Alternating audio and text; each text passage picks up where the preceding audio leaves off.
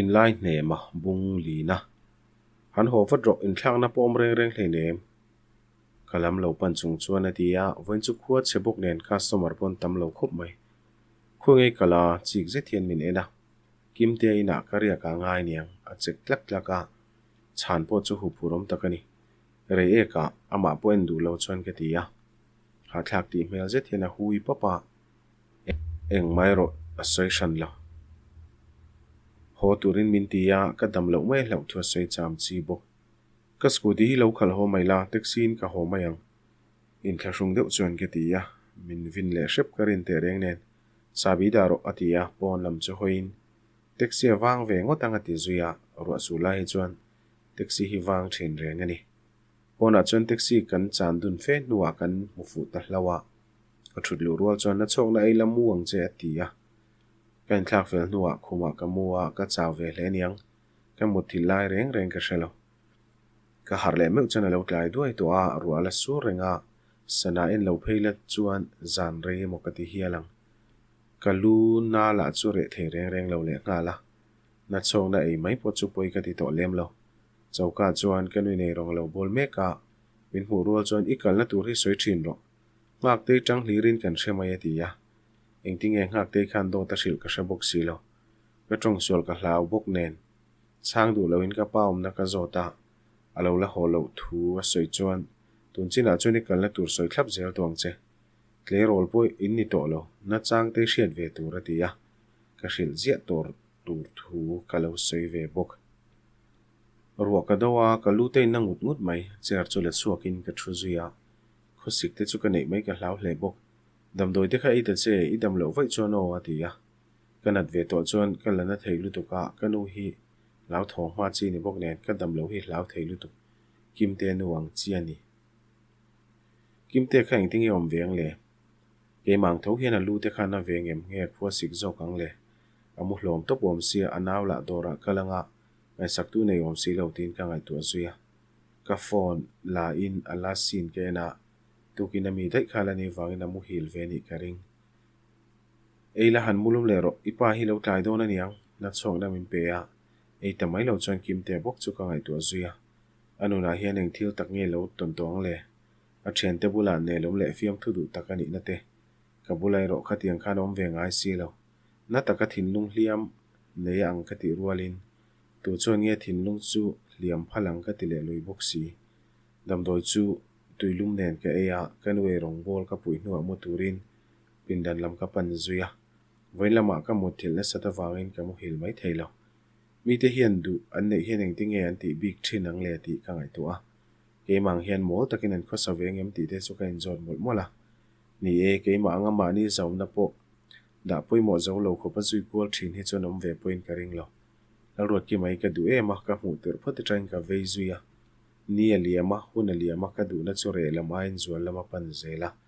hriat chian ka du na chuan du tok china nei lova ka hriat bak chu hriat bel zel ka la du cheu wangin miang main ka zui kuala ka hriat china ka lungoi zo lova heti hi ka ni pha ta ni hetiang mi hi ka ni ngai bik lova mi palaka tlom takin kawm ngai hek lo tun tum chu dan adanga ka du lo dan hlirin ka lom zel chu ni hi ka suang to na chu komin ka lo mu hi le ta niang ka har meu chuan kaluna po lo om to lova zandar ko lai lo ri le to kanom lo wang khan choi tur poi min lo kai tho du lo ni karing thau chuakin thut khom na lama kanu le kapa le ngak te chen tv lo ena an bula chon lal boyan game se lo khel ve bok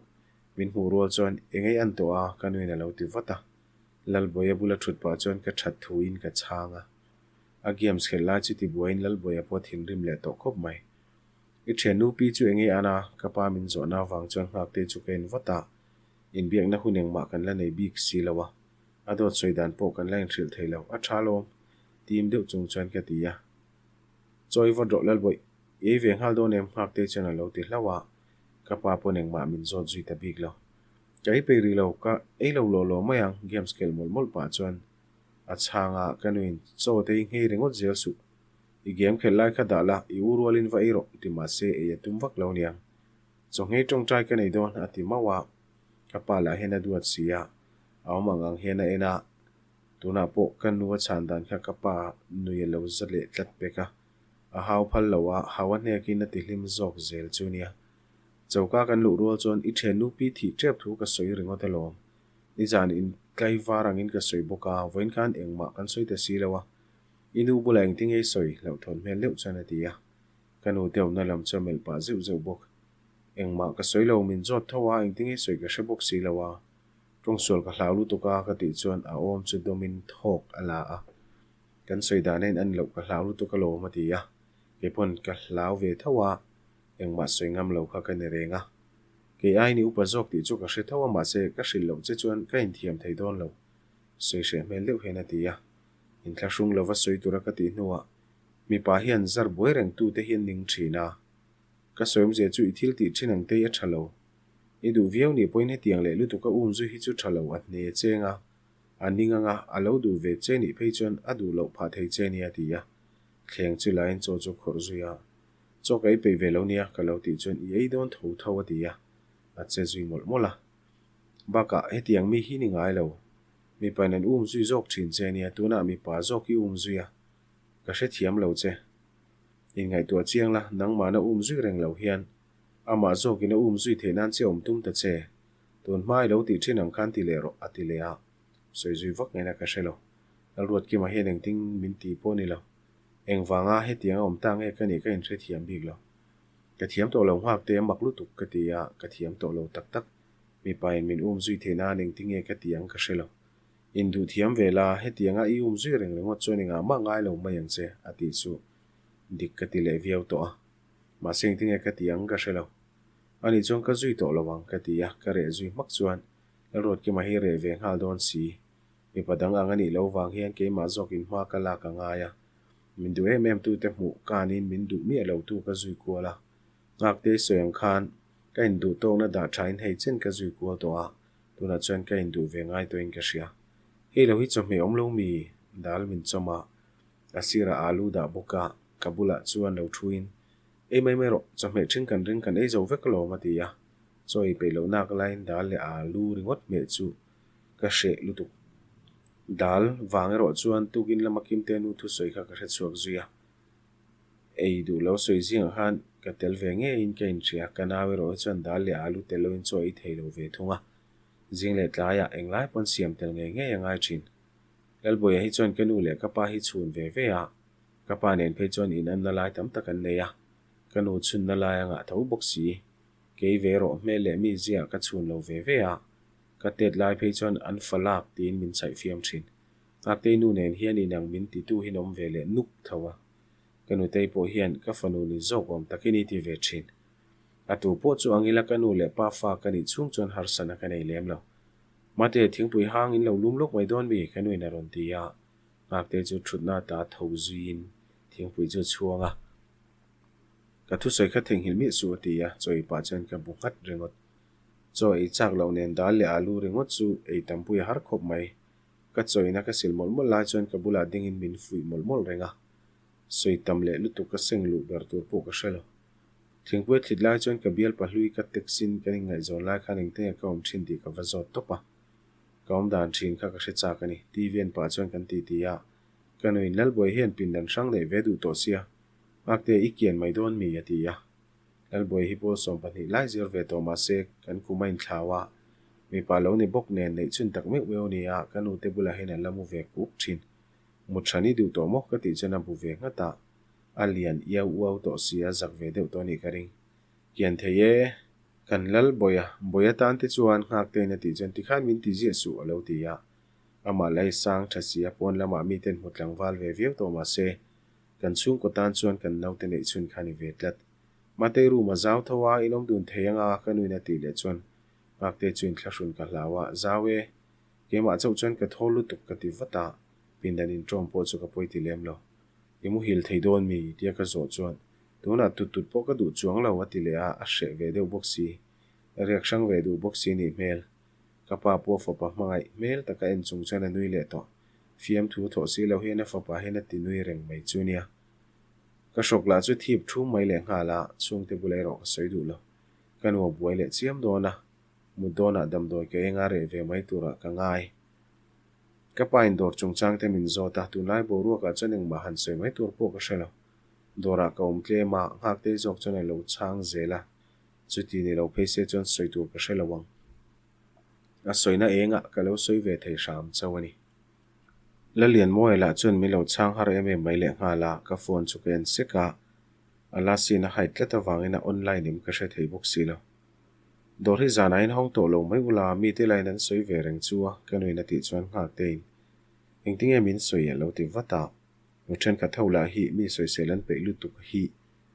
eng chame nge mon me big thin ni in kho man ngai sak lawan tia inuma biakin min thil vele chhongania atilea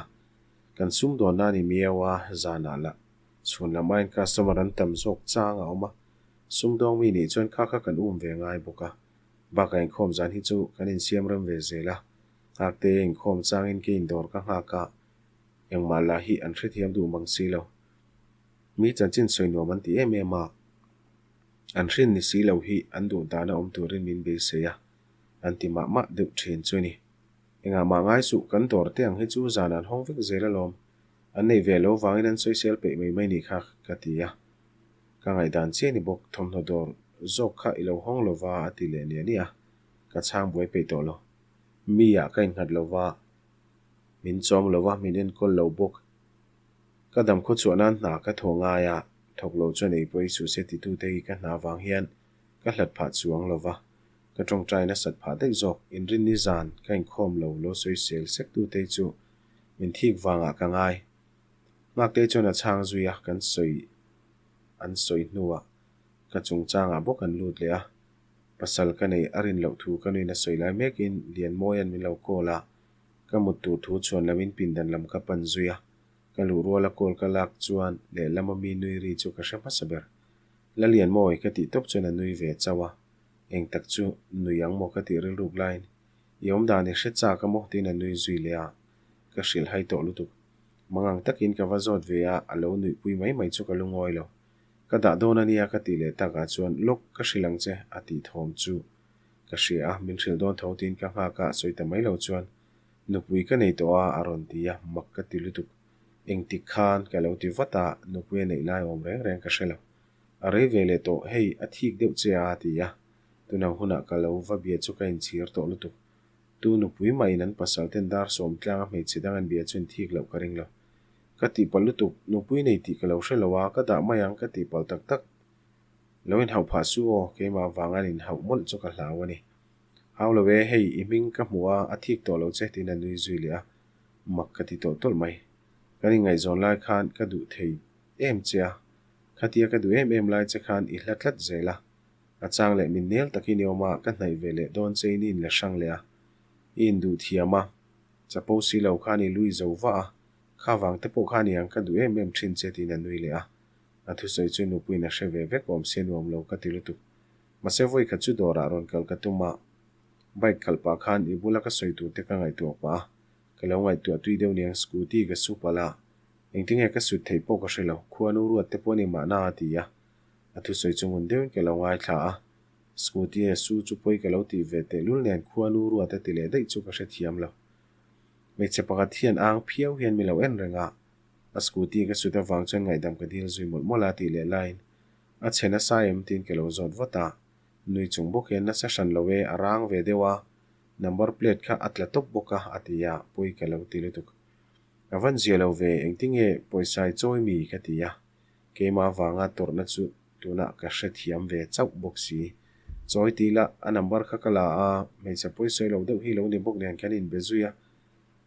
kanin biak ta ka chon kanin ngai zong chawa anua chon he nu pui alo ni ta ni hi ti ya athu soi chu mak ka ti ema wangin soi tu po ka she to lo he wang he ni khuanu ruat alo ti na chan chu nangma wangin kanin tong ni ber mai ti le chon min thil ve tu chelom chu tiang te chu ka lo ti wata ani ro chon ka message sian du si lawa she ta lo ni kha atia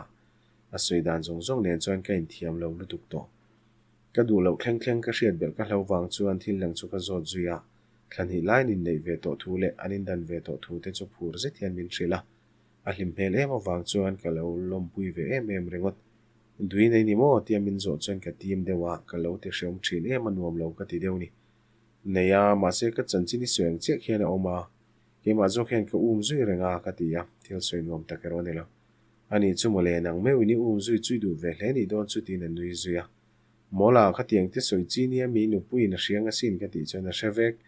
loudspeaker a ka da lo ma lo te ol sam the na awan zia lo thin tak nak tuk lama lo leng pheila cho te eng ha langa kan nu pain kan lo soi pueng che zang khai je thian atia kan nu chon min thik lo ti hre chon ka tho huai mai nia i hre dangin thian ka kol si lawa han soina tu le thuron han lang na turi ka nei thlot lo me dong je chon ka changa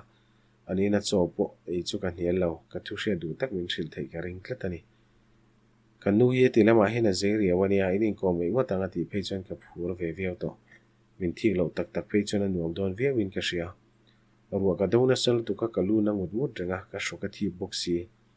zing lama hen ka tho nom ve chon ka lo hrin le don che nia ka ti ya ka om dan ron dik lo chu ka hret wangani dam doi te ka eila mu hil maro ilana thei si ruwa te do reng reng ni ati zuya min ngai tu ve deu niang nani point ka lak na thin zia ka hre ve tlatani kai tu thu ka sei nuwa ka mang tha zuya an biak reng khan nui min thik lo ma se nuam ka ti lo mai chana in kom ho te chu nei la poi ka ti chuang lova phone in biak hrim hrim chu tu top kho ka lo chuan ka beto lova voin lama ka mu hil le sabok len ka mut la chu chuak thei der lo le nga la YouTube pa movie recap ka ena ka lo in oi mu hil aniang chu vat tia wangin ka harle a sana en ngal vatin zieng lam dar thu ma lo trep to thau chuakin dam doi ka ei zuya puan chin tur chu lak belin ka in khu hlun mai ka khur der dera avote me mai le ngal ka khosik ve toi chon ka taksa hi khura kanu hena chang phei chon min pom beta min kai war pui chang te pom thin kim te bok chu ka ngai tu na lo lu zuya adam lo vengem in du ve to ka tuma wangin ka bedu lova anila are zui mak mai boxi a karil ru chuan ka tong trai mol mula kanin kar hi engma ni lawa tham ral mai chu ka hlavani ka mu hil thei ta reng reng lawa na chong na in min chok thleng chuan ka meng tarenga ka pumani hul bok nen tho chuakin chawkalama tuilum ka chuanga ka shok thip lu tuk po aziom deuh ka be se ni mi status se chu kain kuala ka mu chak ber la chuan status ani boxi lo a number ka save atangin adp te hi ala nei lo hrim hrima ama hi ka soi thiam lo aum da neng kim hi ka du zong ania ka veya azuna ka wai mek zuni si tuilum ka in lai ngak te lo thowa min hu ro chon makati deu nia nga phu deu zok mai i thowa mi ati chon ka lo nui varvara nang ma zok khai thowa ni kha ka ti ya korlum lian zet chu ha in a eng kuang kwa than le ngal tuilum chu lo me ma ti chon om thu ka lo soi vata in thlit zui ngalin ka ruwa do na khaniang ka nuam lo reu lu tuka atia ain thlashun mel viau bok ke po ka khos si ka lo am ruai do ve mo tia ka zo chon o scooty hona ngai sia ati maya ke ma wang ve ka ni mel ka ti palu tuk ngak te tin ka tho zuya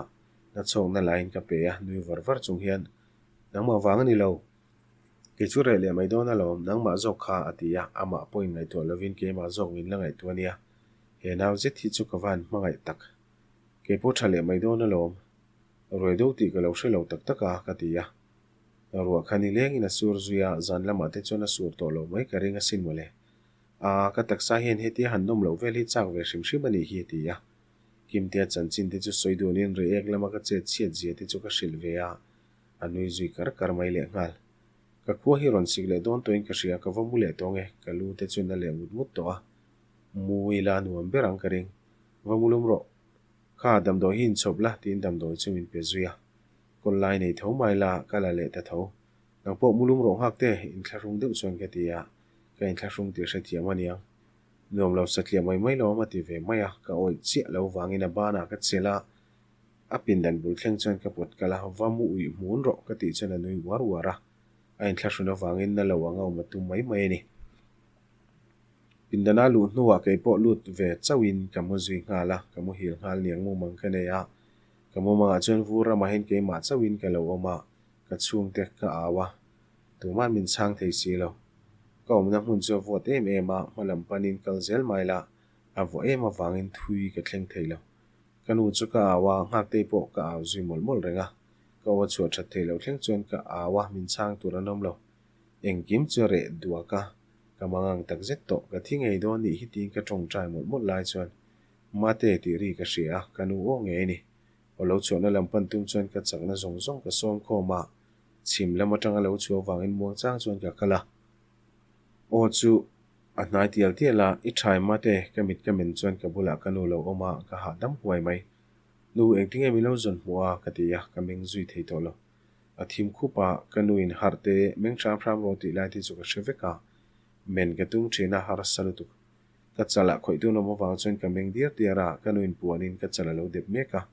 mate meng ram te dam do e ngai ni a tia kanu mel chu chiang takin ka mu kanom na mun chu ka en kuala ka pin den chuwa ngei ka ti ka hria chuan ka thoveng huai mai dam do chu mi nei tira ka dan chu hritlang ka kai don nge niang ni zan lama khan azi thal ka ei po kha ka ti so lo to pani hi nu hak te khoi nge te ka zo chan do ra kal thu lo soya ati nge anuam sam lo ve tho sin ka ti le chan kanu chu tho hluaya lal ram ha ki chu eng ma soi le ne ma ti ya a phi le chung to pin dan chu chu san zuya hak te phone do la ni ka ring dam lo hi chuan kanu hian kan dam that lai a in ei tam tung tur ti thu pu ya ne ya choi min siam saka ka ei chak lo khup mai ngak te po tukin chu cho ei tlem ka ti reng ani ti ni a angai tu mel viau I phone ta mi tia ka zo chon chon nu lama ka lo ho nga tia wa se lo ho ha turin ka ti mo lu tu khenu po ya ti zui le a dam lo chunga dor lo hong cho thim ni maniang nang po office kal ro ka ti chuan won chu ka kal lo mayang chen zui mol pa hena ti ya akal lo ve ze ringon mai phakar re lu tok cho la chu bar ni vel bak ei thei lo ka lua ka chua ka pum ron dik lo chu hre thiamin bathroom lam ka pan zuya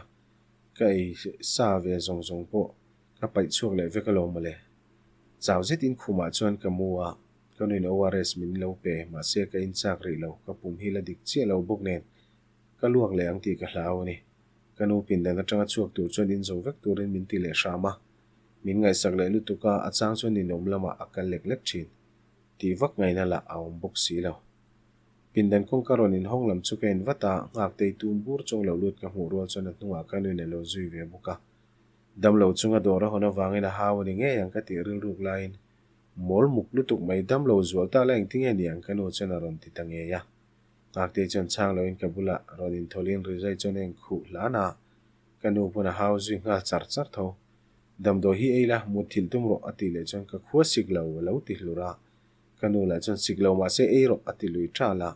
ti vak ngai na shelo niang rizai chu tlo hlemin dam do chu ei zui ve mai bok mu hil ro tin min chu san zuya ak te po chu kho lo sing nge niang tong zui tu rom lo vina re zui nga la puan te chu sin thatiri na bula buk chan ka mu vele a keima wanga dam lo ni ti hria in ka in thiam lo lutuk ringot ko thalo le luang nen kan be zuya tlang hri leng kan ka ni che kang chu ni li lai mai chu dor po hong thei lo in kan oma thil ka nei thei lo wangin drip te kan kha ya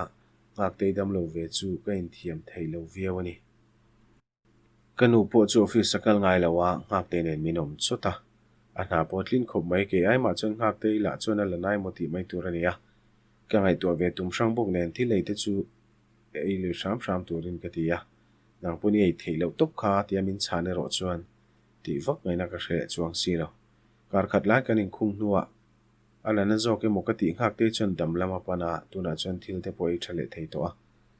ke ro zo lampan chuang si loin ma ka son hlei thei lo ka ngai reng ani mai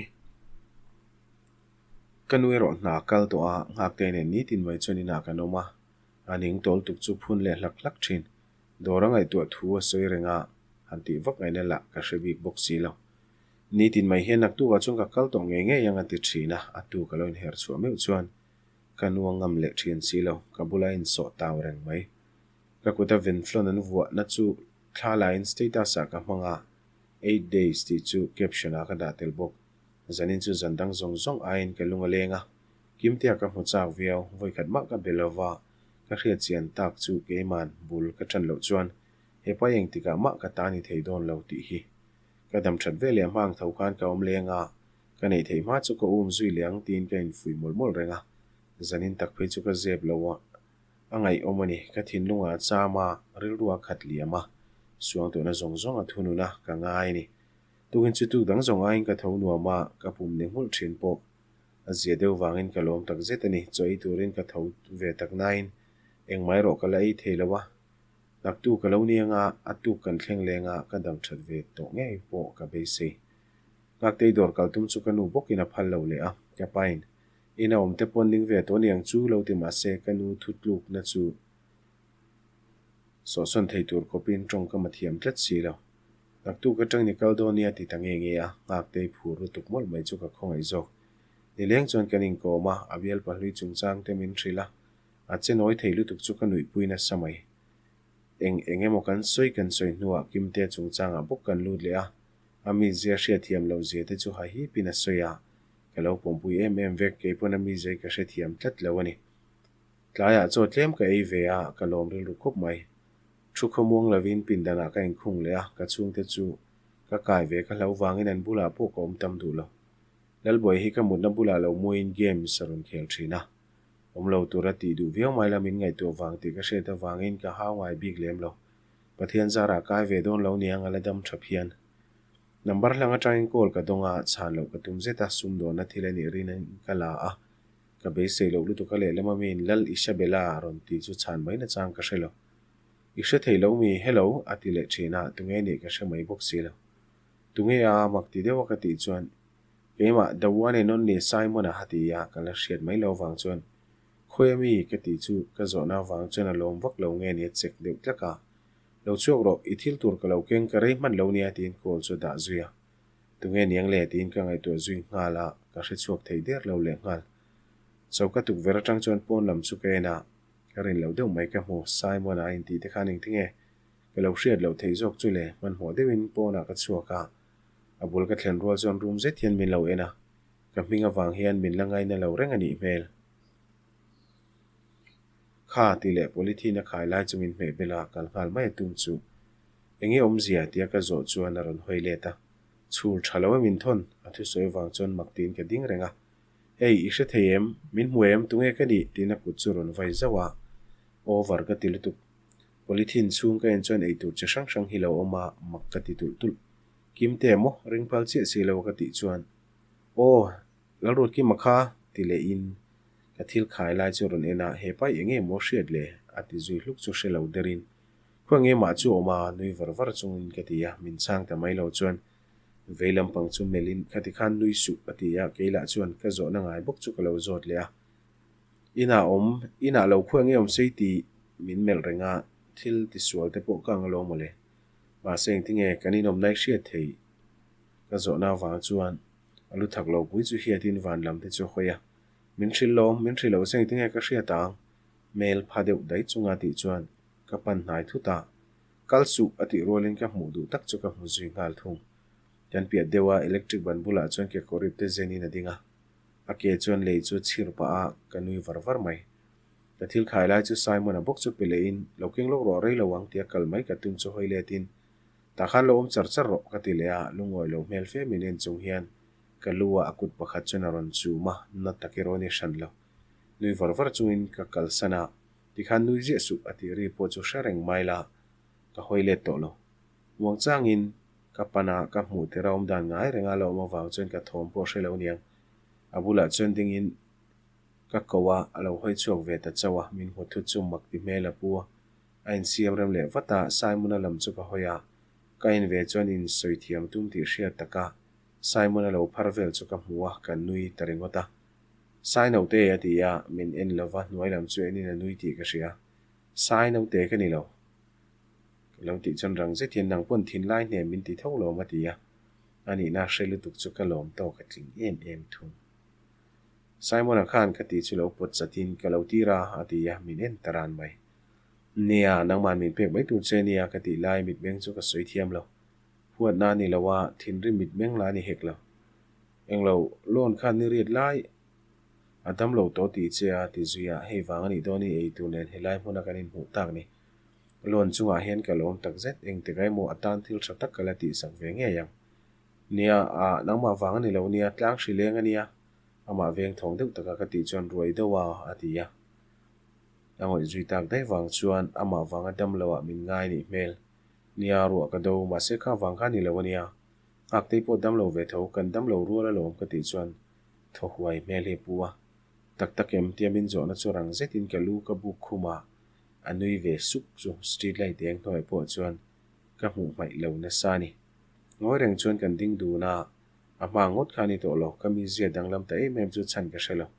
ni dang ang te chu ni se ka tong le char char toina nia ka rin ni